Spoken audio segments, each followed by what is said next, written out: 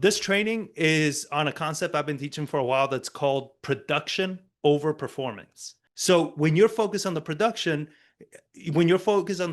all you do is focus on making money. How can I get more efficient? How can I get more productive? When you focus on the performance, how can I add more lead sources? How can I do more deals? How can I get more? You hear all these people that brag about how many deals they do a month. And I'm like, Bar, are you making money?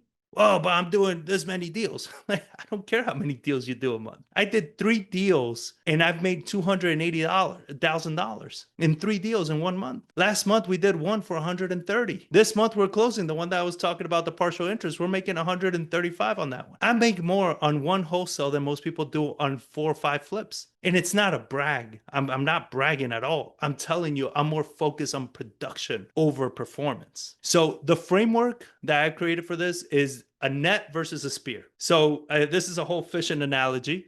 You can cast a wide net and hope, or you can go spear fishing and win. So the net strategy is performance. This is, let's throw a net out and we'll see what we catch, right? You'll bring back some dirty diapers. You'll maybe catch a small fish here and there. It's going to be a little chaotic. It's going to be a little messy. Maybe you eat that day. Or you take a spear gun, jump in the water and find what the hell it is that you want. What is it that you're actually going after? What is it that's going to feed you and your family for months on end? And when you do pay per lead, pay per click, SEO, direct mail, cold calling, this list, that list, this thing over there, what you're actually doing is just hoping for whatever noise just comes back at you.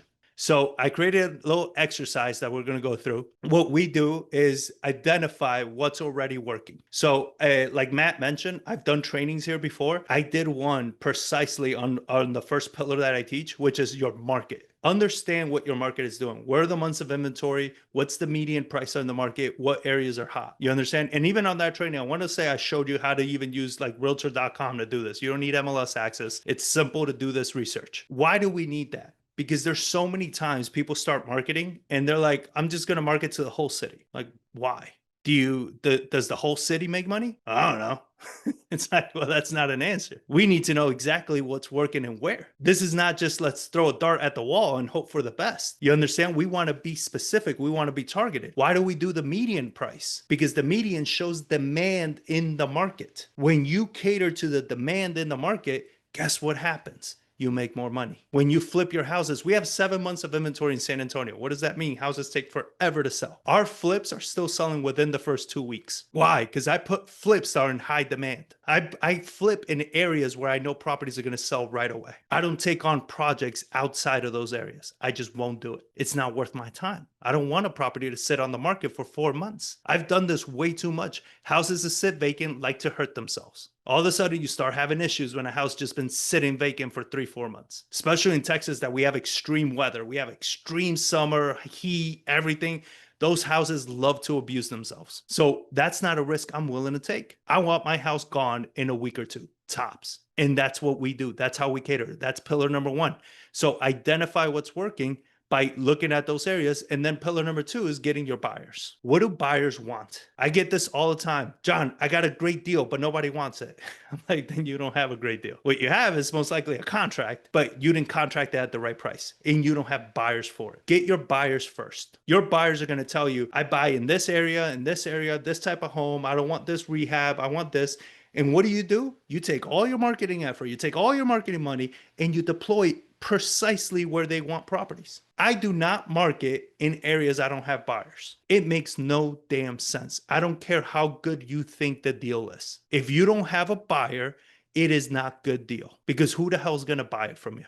If you're not the buyer and you don't have a buyer, what are you doing in that area? It doesn't make sense. So we determine, what is it that our buyers want? What do your best buyers have in common? What is the thing that moves the most? Everybody's like always talk about rentals and things like that. In San Antonio, we don't target rentals because interest rates, taxes, insurance, they're too damn high and the rents haven't gone up enough. So for us to target our buy and hold investors, it just makes no damn sense. The properties we target are for flipping because that's where the margins are, not in the rental space. You understand? I know my market very, very well. Why would I go after rental properties? Why would I even entertain rental buyers? When I get a buyer and they're like, oh, I want buy and hold. I'm like, oh, that's cute. All right, next. Because you can't leave 50 grand in the deal for you to be able to cash flow. And I'm not going to take a haircut just because you want a rental. Obviously, I can't afford any more haircuts. There's no more hair there. So it's one of those things that like you got to make sure that you're catering to the right people in the right market, right? Then number three is define the stress in your market. So every market is different. In San Antonio in Texas, I like going after pre-foreclosures. In St. Louis, we go after probates.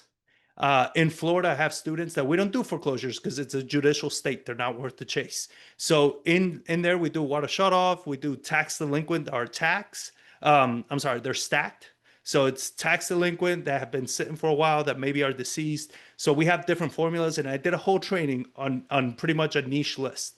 That's one of those links that Matt recommended. So it's a whole training on how to niche down your list. And what this does is it gets you, because people tell me I do absentee, I do divorce, I do probates, I do for, okay, you don't do anything. Got it. That's why you're not getting results.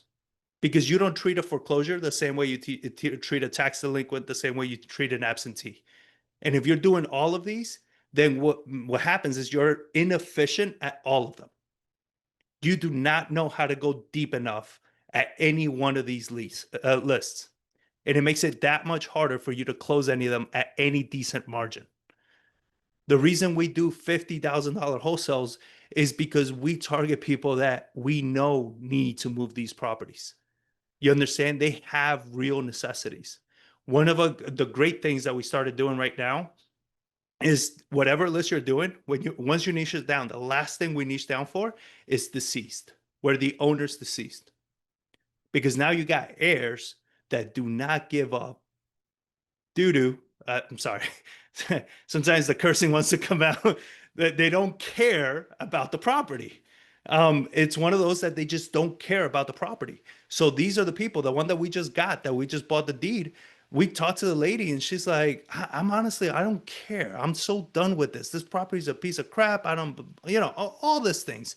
And I'm like, well, if I just gave you $500 right now, would you sign your interest over to me? Let me go deal with it. And if we can get this resolved, I'll give you an extra $5,000 on the back end. She'd be like, oh, I'm happy with just the 500 now. I don't even care for anything later. Done. Here's 500. I'm not going to fight you on it. You understand? This is going to be a 6-figure deal when it's done. But why? Because we're targeting these people specifically because we know that's going to be their answer the majority of the time. The amount of times that I actually deal with an heir that says, no, I know what this property is worth, so few far between. And those people I don't even chase. I'm like, go list it, do your thing. I'm not going to chase this one. I'm not going to chase a $20,000 profit. It's not worth my time. I'm very focused on producing, not performing. I hear this, and I see this so many times, guys, and I'm sure you do too. I see people on social media all the time. Walking another property, making offers, walking another property, making offers. I'm like, dude, when are you going to close something? Like, all you do is make offers and walk properties, but you don't close shit. What are you doing? This isn't a game. The whole point is to make offers so that you're going to close deals. I don't make an offer that's not going to get accepted. When I make an offer, I get a contract. Why? Because I know what they need. So when I make an offer based on their needs. And it gets accepted every single time. Because why wouldn't it get accepted? I know what they need. It makes no sense for them to reject the offer. So I don't make just random offers just because it's a numbers game, John. You know, if you make 15 offers, you get 3 accepted and you close 1. Okay. Who the hell told you that? Where's this become like the standard practice in real estate? Contract 6 and close 2. What happens to the other 4? Oh, it's a numbers game. I contract 6, I close 6. That's the numbers game. Learn your business. Be intentional with what you do. The problem is, again, they're focused on performance over production. I want to look like I do volume. I want to look like I'm busy all day long, but I actually don't make that much money. What's the point of that? It makes no sense. So again, define what the stress looks like in your market, niche that down. It's not about volume. It's not about hitting thousands of properties a month. We do less than 20 a month, but we make close to 200 grand almost consistently. Some months we do a little over 200 and some months we do under 200. Just 3 of us with 1 acquisition person and 1 VA. It's not a big organization. Double down on what's working. So for us, we started testing a few marketing lists. We went into foreclosures. Within foreclosures, we get deeper into foreclosures. So we have foreclosures, 10 years of deed of trust or larger. This way we know that they have equity. We also go for institutional loans, not LLCs or individuals. We also look for the original loan amount to be about 250 or less, because over the last 10 years, it's appreciated, well, especially in San Antonio. So we don't want houses that are worth 600,000-700,000, because the median in San Antonio is 310. So I don't want houses that are worth too much, because they're not going to do anything. And then we went deeper. Now we want deceased. You understand? Now we want properties that are in foreclosure and the owner's deceased, because now the heirs have to deal with this. In Texas, we could do affidavit of heirships, which bypass probate laws. We don't have to do a probate on a property. This means that if I get all the heirs lined up, they all agree, get an affidavit of heirship, I close on this property in a week. In St. Louis, the person needs to be dead for at least a year before we can do an affidavit of heirship. So that sucks. That's why we don't do that in St. Louis. You understand? You got to know your market. But when you're bouncing from list to list, you're not going to learn it, because you will never spend the amount of time I've spent to learn the foreclosure market in my market, because you're spread way, way too thin. So figure out what works and keep doubling down. Now, here's what sucks about this for most of you guys, because it sucked for us too. Cutting down is scary. It's a scary, scary thing to do. If you're going to cut out a lead source, if you're going to cut out a marketing campaign, if you're going to cut out something, it scares the crap out of you, because it's like, then I'm going to have less deals. Is that true though? Are you really going to have less deals? Where have most of your deals come from? I would bet anything that the majority of you don't even know. Like, well, it's a little bit here, a little bit there. That's not an answer. Specifically, the last 10 deals you close, where have they come from? Most people don't know, because you just keep doing the thing that you've been doing the whole time, because at some point some things work and you don't know why, but screw it. Let's not question it, because then I don't know what else I'm going to do. Question it, guys. Face it. I'm telling you, it's the best thing you're going to do for your business. And then write down one lead source that brings you the best deals, and just focus on that one. How can you improve that? How can you make that better? How can you make that lead source more efficient, right? So with my students that do absentees, it's like, just because somebody doesn't live in the property does not mean they're going to be motivated to sell. So in an absentee, what can help? Well, ownership time. Let's do maybe somebody that's owned a rental property or an absentee for at least 15 plus years, right? A property that's been owned for 15 plus years, if they're not maintaining it, that property is going to need some work soon. Let's stack that with tax delinquent. Let's also shrink that down to the criteria our buyers want. Let's shrink that down to the hot areas, into the medium price point areas that we know in our market are working quickly. Now, all of a sudden, you take a list from, like, especially from DealMachine, of 25,000 properties down to maybe a couple thousand. Now we add a tax delinquent list to that. Now let's do a tax delinquent that's been delinquent for 2+ years. Now you're in less than a couple hundred. You understand how you start shrinking this? And when you shrink it low enough, which I would say start with less than 100, 50 to 75 is a good target to go with for a very niche list.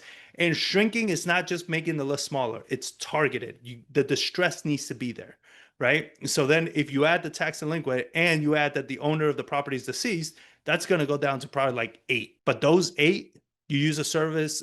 We've used Skip Genie.